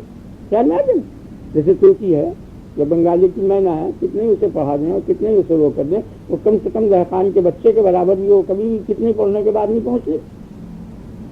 اس لیے غیر نبی کتنے ہی علم پڑھ رہا ہے، کتنے ہی نیک عمل کر جائے، نہ اس کی نیکی تک پہنچے گا نہ اس کے علم تک پہنچے گا. یہ تو متقدمین و رفاع کو اس میں بھی دھوکہ لگائے، غلط ہے بالکل. کسی وقت میں بھی کتنا ہی تقرب ہو جائے غیر نبی کو، وہ ہمیشہ جو وہ قریب ہوتا چلا جائے گا اتنا ہی بعید ہوگا. وہ نبی کے کسی ادنا ترین تقرب کے درجے پر ابو بکر نہیں پہنچ سکتے، اور کون ولی ہے؟ سمجھا کہ نا، ابو بکر عمر عثمان و علی اکابر اور رؤساء صدیقین جو ہیں، ان کے علوم اور ان کے معارف جو ہیں وہ کسی درجے میں بھی نبی کے نہیں پہنچ سکتے. کوئی ننھے سے ننھا بن، ویسے تشبیہاً کوئی بات کہہ دو وہ اور بات ہے، باقی وہ نوعیت الگ ہے. خیال میں آ گیا؟ اب تو نماز تو ہم ایسی پڑھتے ہیں جیسے وہ پڑھتے تھے. خیال میں آ گیا؟ اب یہ نماز آئینے میں بھی پڑھ رہا ہے تو وہ ایک چیز ہے. آپ ہنسیے تو آئینے میں بھی ہنسی ہوگی، تو آئینے کا جو آدمی ہے وہ آپ کے مثل نہیں ہو جائے. آپ سمجھ رہے ہیں نا؟ تو کیسی آپ نماز روزہ راضی اور گر گرا لیں خدا کے سامنے اور نبی ہنسے تو اس کی ہنسی کے برابر بھی نہیں پہنچ سکتے. نہیں آپ کیسے نا، ہاں کتنا ہی خدا سے آپ کو تقرب ہو اور نبی انتہائی دنیاوی لذت میں مصروف ہو، اس درجے پہ وہ آپ کی عبادت جو ہے تقریباً کفر ہے. اگر یہ کہہ دو تو کوئی نسبت ہی نہیں. یہ آپ ذہن بیٹھ گئے نا آپ کی، تو اصول سمجھ میں آ گیا نا کہ وہ علم بالکل الگ ہے، وہ انسانوں کو حاصل نہیں ہے. یعنی انسانوں سے میری مراد غیر نبی کو، وہ جو نبی کو علم حاصل ہوتا ہے وہ انہی انسانوں کی عقل کے مطابق سمجھاتا ہے، بس اس کے لیے وہ مکلف ہے. تو وہ موجود شعور کے اعتبار سے سمجھاتا ہے. موجود شعور چونکہ نبی میں بھی موجود ہے اور ہم میں بھی موجود ہے. یہ موجود شعور کی یہ چار ہیں، نبی بھی دیکھتا ہے کہتا چار ہی ہیں.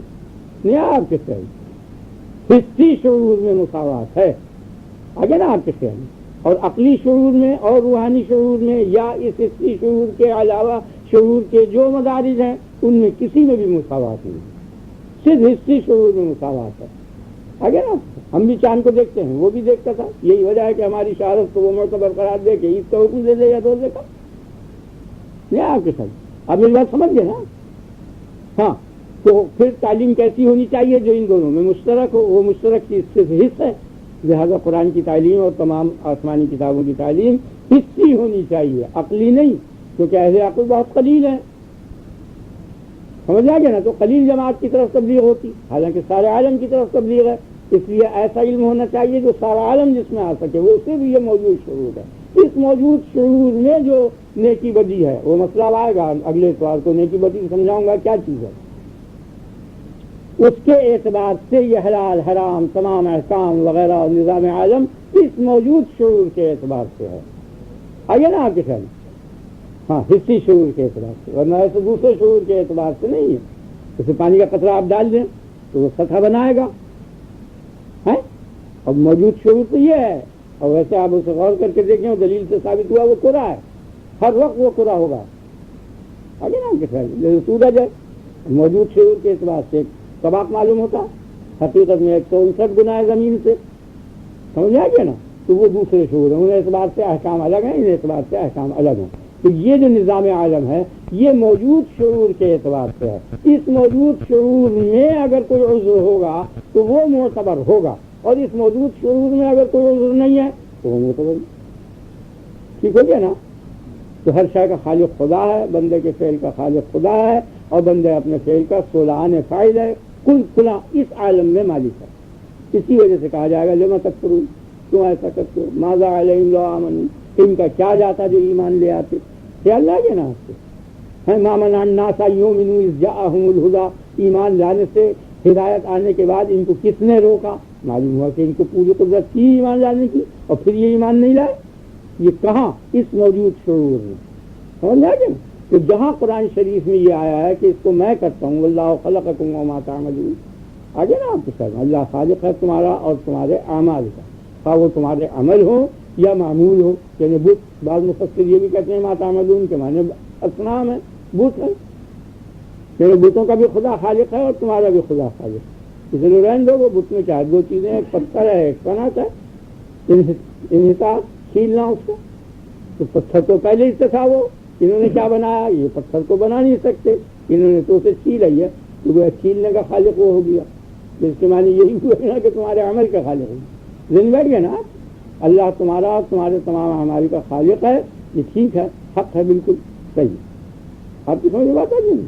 تو یہ واقع کے اعتبار ہے، ہمارے شعور کے اعتبار سے وہ چھیلنا بتوں کا اور بتوں کا سجدہ کرنا یا ان سے نفرت کرنا، یہ سب ہمارا عمل ہے، کیونکہ ہم نے چھینی وغیرہ لے کے اسے چھیلا ہے نا بت کو، یہ کرنا بت کو ہم نے بنایا، خدا نے تو نہیں آیا ہم کے وہ بنایا، نہیں آیا کہ اگر خدا اپنے ہاتھ سے بناتا، ہم دیکھتے رہتے بناتا ہوا، جس طرح ہم دوسرے بنانے والوں کو دیکھتے ہیں، تب ہم یہ کہتے کہ یہ اس کا فعل ہے، خیال میں ذہن بیٹھ گیا نا۔ اور اس وقت اس فعل کو ہم اگر نہ کرتے تو اس وقت ذمہ داری جو تھی وہ غیر معقول ہو جاتی۔ خیال میں بہت وضاحت ہو گئی، آپ کو سمجھ آ گیا یہ نہیں آیا؟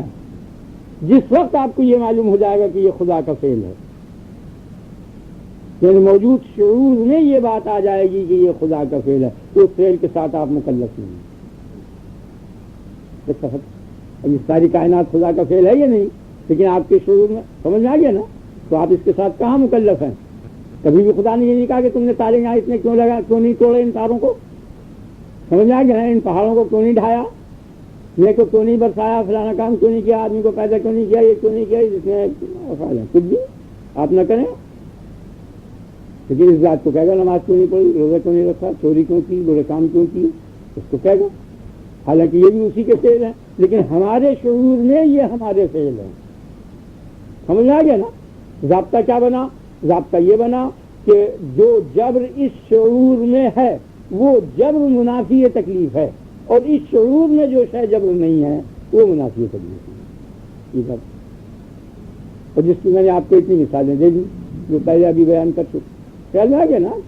یہاں ذرا سا بھی جبر آ جائے گا، ذرا بھی ہاتھ پہ ورم آ جائے، یہ جب مجبور ہو گیا، پانی نہیں، ضرورت نہیں آپ کو غسل کرنے کی، وضو کرنے کی، آپ سمجھ گئے نا، پانی نہ ملے، جبر آ گیا نا، ضرورت نہیں، خیال میں آ گیا نا، آپ نہ کیجیے، بلکہ اور اس کے خلاف فعل بتا دیا کہ جو اور اس کو گندا کرنے والا ہے اس کو کہے میں تمہارے لیے ایسا فعل کر دیا، مٹی سے اور آلودہ کرو، حالانکہ وضو تو طہارت کے لیے ہے، صفائی کے لیے، لیکن جب مٹی پہ ہاتھ مارو گے تو اور آلودہ ہو جائے گا نا، تو تمہاری سہولت کے لیے کہا کہ میرے کہنے سے اگر آلودہ کر لو تو یہ بھی پاک نہیں، میری رائے سے ذہن میں بیٹھ گیا نا آپ کی، تو وہاں کیا ہے مجبوری، لیکن پانی ہوتے ہوئے اگر کریں گے آپ تو وہ غلط، آپ کی سمجھ آ گیا نا۔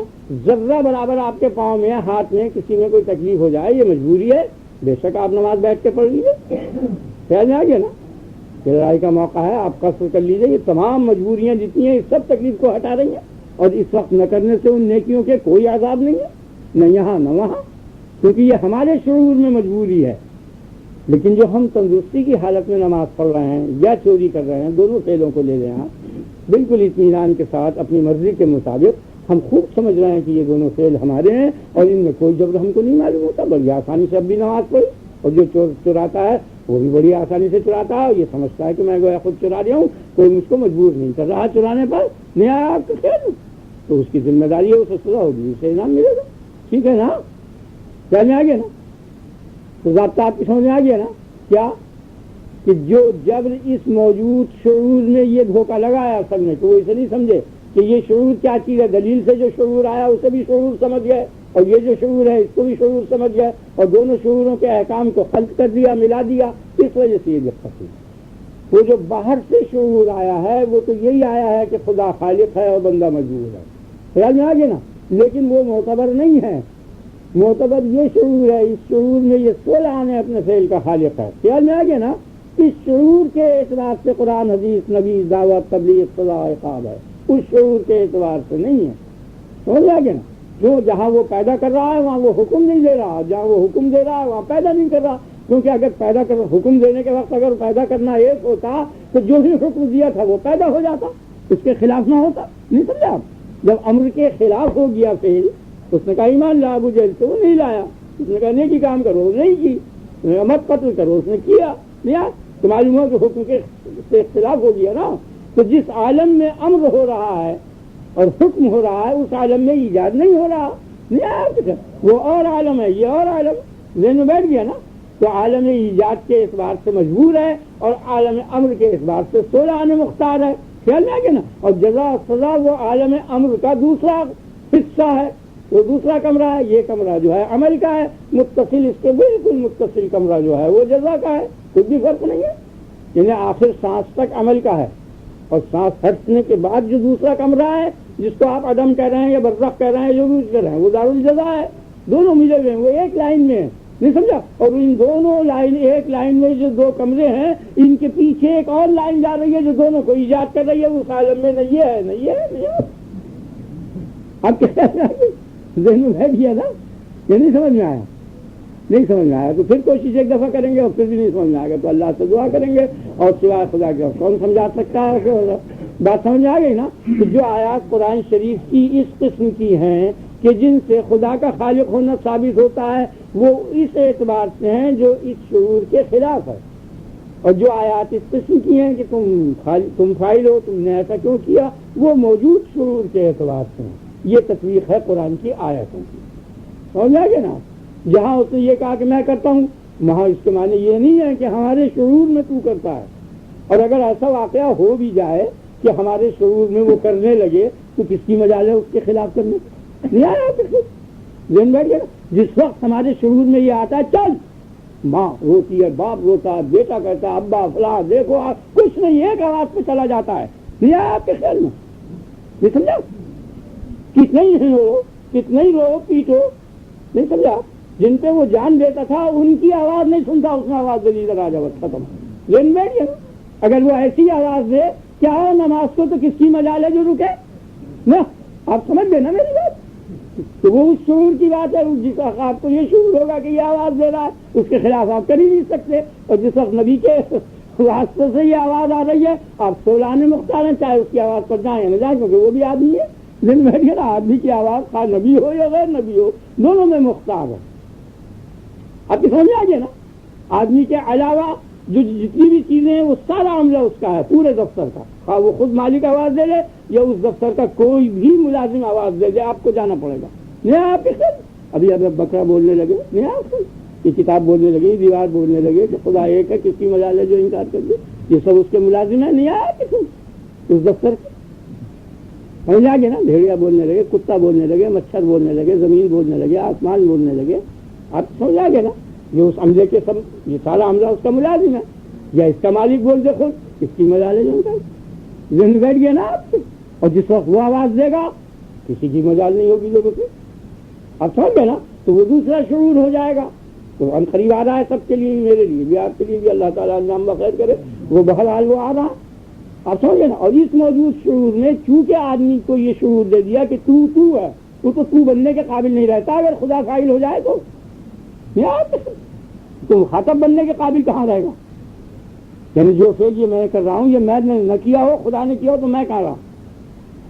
آپ میری بات سمجھ گئے نا؟ تو نہ میں رہا، نہ تو رہا، نہ وہ رہا، تینوں ختم. ایک ہی شے رہ جائے گی جس کے لیے نہ میں تو کچھ نہیں کہہ سکتا. یہ خطاب ہی ختم ہو جائے گا. تو یہ خطاب امر نہیں، یہ سب اس صورت میں ہے کہ خدا کو ایک الگ شے انسان سمجھ رہا ہے، اپنے آپ کو ایک الگ شے سمجھ رہا ہے، اور الگ سمجھتے ہوئے اپنے آپ کو مختار سمجھ رہا ہے. اور اس کی بڑی قدرت صحیح ہے، سب مانتا ہے وہ دوسرے علوم سے، اس کا بحث نہیں، لیکن ان افعال میں یہ سمجھ رہا ہے کہ یہ میں کرتا ہوں، اچھے یا برے. اگر یہاں بھی تو انسان میں اور ایسے افعال ہو رہے ہیں نا جو اس کے اختیار سے نہیں ہو رہا ہے، سمجھ آ گیا نا؟ اس میں اسی کو پکارتا ہے جسے درد ہو رہا ہے پیٹ میں. نباتاتی قوتیں جو فیل کر رہی ہیں، حیوانی قوتیں جو فیل کر رہی ہیں، وہ سب اس کے اختیار کے بغیر ہے. اس میں بھوک ہے، پیاس ہے، شہوت ہے، غضب ہے، تمام یہ جتنے ہو رہے ہیں، سمجھ آ گیا نا؟ اس میں الگ فرق کر رہا ہے کہ میں مجبور ہوں کیا کروں. اب یہاں کسی کو پیشاب کی ضرورت ہو، آواز پڑے عدالت سے، وہ نہ آیا، معلوم ہو جائے کہ واقعی پیشاب کی ضرورت کچھ بھی نہیں، سمجھ میں آ گیا نا؟ کیونکہ یہ اس کی آواز ہے، اس کا فعل ہے. آپ کی سمجھ میں آ گیا نا؟ اور اپنے اختیار سے نہ کرے، یہ ثابت ہو جائے جھوٹا تھا تو مجرم ہو. تو بس حاصل یہ نکلا کہ جبر کے معنی میں شبہ ہو گیا. جبر اور اضطرار یہ دونوں لفظ جو ہیں ہمارے شعور میں اتنی چیزوں پہ بولے جاتے ہیں کہ یا تو سرے سے قدرت ہی نہ ہو، جیسے اوپر سے پتھر گرے ہو، گر کے سر پھٹ جائے، آدمی مر جائے، تو وہ پتھر جو ہے مجبور ہے اس کے مارنے پر، اور اس کو کوئی سزا نہیں دی جائے گی، نہ اسے جلایا جائے گا، نہ پھینکا جائے گا، نہ لعنت کی جائے گی. سمجھ آ گیا نا؟ چھت کے گرنے سے. دوسرا جبر یہ ہے کہ قدرت تو ہو مگر قدرت ناقص ہو. آپ کے خیال میں چھوٹی، یعنی قابل عمل اور جاری کرنے کے قابل نہ ہو، جیسے چھوٹا بچہ کہ وہ اس طرح یا کوئی ایسی مہلک چیز لے کے ماں کی آنکھ میں گھسے دے. اکثر ہوتا ہے نا دودھ پیتے بچے یوں انگلیاں مار دیتے ہیں، چیزیں اگا دیتے ہیں، سوئیاں چبو دیتے ہیں. تو یہ ناقص قدرت ہے، یہ مبدأ عمل ہے ہی نہیں. اس لیے اگر اس قسم کا جبر ہوگا تو یہ قابل معافی ہے، اور اس پہ کوئی سزا نہیں ہے، اور ایسا عذاب نہ یہاں ہے نہ وہاں. سمجھ آئے؟ اب تیسری قسم کا جبر یہاں کیا ہے کہ قدرت ہے پوری، لیکن وہ قدرت جو ہے اس کا استعمال خطاً غلط ہو گیا. یعنی اپنی قدرت سے تیر یا گولی ماری ہرن کے، اور وہ بیرونی اثر سے ہٹ کر آدمی کے جا لگی. سمجھ آ گیا نا؟ تو اس میں صاحب ہو گیا. تو یہ تیسری قسم کا یہ جبر ہے. تو یہ مجبور جو ہے قطعی اس قابل نہیں ہے کہ اس کو پھانسی دی جائے یا اس کو قصاص کیا جائے. چوتھی صورت یہ ہے کہ نہیں، خطا بھی نہیں ہوئی ہے، بالکل اطمینان سے قدرت کا استعمال ہوا ہے، لیکن یہ قدرت اپنے ارادے سے نہیں چلی، بلکہ دوسرے ارادے کے اس کا ارادہ قدرت تابع ہو گیا، دب گیا اس کو. جیسے آدمی آیا، اس نے تلوار گردن پہ رکھ دی کہ یہ کام کر، تو وہ پوری قدرت سے کر رہا ہے. آپ نے خیال میں آ گیا نا؟ جیسے عدالت میں ان کو ملزموں کو لے جایا جاتا ہے، جیل خانوں میں لے جایا جاتا ہے، یہ اپنے قدموں سے جا رہے ہیں نہیں جا رہے، اپنے اختیار سے جا رہے ہیں نہیں جا رہے، لیکن ان کا اختیار اس کے پولیس کے یا حاکم کے اختیار سے دب گیا ہے، اس لیے وہاں جانے پر مجبور ہے. نہیں آپ کے خیال میں سمجھ آ گیا نا؟ تو ان سے یہ نہیں کہا جاتا تم کیوں جیل خانے جا رہے ہو، تم نے بڑا برا کام کیا یہ جو جیل خانے گئے. یہ سمجھا آپ کو یہ کہ مجبور ہے، پولیس سب کو ڈال کے لے جا رہی ہے. بھائی یہ چار ہی قسم کے جبر یہاں ہمارے شعور میں نظر آ رہے ہیں. اگر یہ تکلیف نماز، روزہ اور یہ تمام ممنوعات جتنے ہیں، یہ تکلیف ان چاروں جبروں میں شامل ہو جائے تو کوئی عذاب اور ثواب کچھ نہیں. لیکن اس کو بچہ جانتا ہے کہ ایسا نہیں ہے. یعنی چوری کا کرنا ایسا نہیں ہے ایسے چور کے پکڑے جانے کے بعد اس کا جانا. خیال میں آ گیا نا؟ دونوں جانا چل جانا. روز صبح کو دیکھتے ہیں آپ سینکڑوں بکرے چلے جا رہے ہیں، ایک آدمی ہکا دیا، اب ان سے کہا کیوں جا رہا، حلال ہونے کے لیے، ذبح ہونے کے لیے، مجبور ذہن بیٹھ گیا نا. تو اگر اس قسم کا جبر ہوتا تو نہ قرآن تھا، نہ حدیث تھی، نہ خطاب تھا، نہ ثواب تھا، نہ عقاب تھا، کچھ بھی نہیں تھا. اور اس جبر کے بعد تکلیف دینی قطعی عذاب غیر معقول ہے، اور ان سب نے ایسا جبر ثابت کیا ہے. تمام قوم میں ان چاروں جبروں میں سے جا کے مل گیا ہے جہل تو کہتا ہے پتھر جیسے ہیں، اور بعض لوگ کہتے ہیں ایسے جیسے بچے ہیں، خیال میں آ گیا نا. اور بعض جو یہ بڑے اہل سنت والجماعت کے امام وہ ایسے ہیں جیسے یہ ختم غلطی ہوئی، خیال میں آ گیا نا. یہ دب کے جبرن اقرا یا ان چیزوں میں شامل کر دیا ہے انہوں نے. یہ انتہائی غلطی ہے قوم کی، اور بڑا افسوس کا مقام ہے. بات نہیں سمجھ میں آئی. صحیح بات یہ ہے جو میں نے آپ کے سامنے بیان کی کہ ان چاروں قسموں میں سے کوئی جبر نہیں ہے اس فعل کے اندر، یہ جو میں نے اب انگلی ہلا. خیال ہے کہ ٹھیک ہے نا. اب یہی راشا ہو جائے، راشے کی جو حرکت ہے اس میں فرق ہے نہیں. آپ سمجھ گئے نا. یہ عام حرکت ہے، وہ خاص حرکت. وہ جبر اور اضطرار ہے، یہ اختیار ہے. خیال ہے کہ اور تم نے جو دلیل سے جبر ثابت کیا ہے، وہ جبر ثابت کرنا تمہارا در حقیقت ثابت ہونا نہیں ہے. وہ ثابت کرنے کے معنی یہ ہے کہ ثابت نہیں ہے. نہیں ہے آپ کے چیز تھی نہیں، اس کو ثابت کیا. وہ در حقیقت اختیار تھا. آخر اختیار کے بھی کچھ معنی بتاؤ گے. اختیار کیا چیز ہے؟ اختیار کے معنی ہی وہی ہیں جو تم جبر بتا رہا ہو. یعنی خدا کا خالق ہونا بندے کا، اور بندے میں ارادہ پیدا کرنے کے بعد اس کے ارادے کو فعل یا ترک کی طرف لے جانا، یہی اختیار ہے جس کا نام تم نے جبر رکھا ہے. نقطہ یہ ہے. نہیں آیا آپ کے پاس؟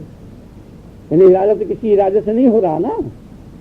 فعل تو ارادے سے ہو رہا ہے، اور ارادہ کسی ارادے سے نہیں ہو رہا. اس کو کہتے ہیں مجبور ہے ارادے پر، خدا جدھر لے جا رہا ہے وہ جا رہا ہے. یہی معنی مجبور ہونے کے بتاتے ہیں. نہیں، غلط. یہی معنی مختار ہونے کے ہیں.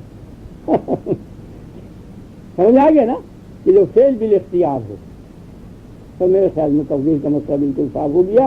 اب کوئی دقت اس کے اندر باقی نہیں رہی، اور خدا نے چاہا آپ سمجھ گئے نا. اور آیات قرآنی کے متعلق میں نے آپ کو بتا دیا سب. یعنی فطرت کی جتنی نشانیاں ہیں وہ، اور آسمانی کلام جتنے ہیں وہ سب انہی دو قسموں میں چلے جائیں گے. اور جو میں نے آپ کو حصی مثال دے کے بتا دیا کہ آپ نوم غریق میں انتہائی خواب غفلت کے اندر جب خواب دیکھتا ہے آدمی تو اپنے آپ کو 16 مختار پاتا ہے. نہیں آیا آپ کے ساتھ؟ اس عالم میں بالکل مختار ہے. جو فعل کرے گا ذمہ دار ہوگا، اور وہ ٹھیک اسی وقت بالکل مجبور ہے اس عالم میں. وہی آدمی جو سوتا ہوا ہے. سمجھ آ گیا نا؟ ذہن بیٹھ گیا نا. وہاں دوست بھی ہیں، احباب بھی ہیں، سب کچھ ہو رہا ہے. اسی لیے تو کہا لا تقولوا لمن يقتل في سبيل الله اموات. مت کہو ان لوگوں کو کہ جو راہ خدا میں قتل ہو گئے ہیں مردے. وہ مردے نہیں ہیں، بل احیاء، بلکہ وہ زندہ ہیں. خیال میں آ گیا نا؟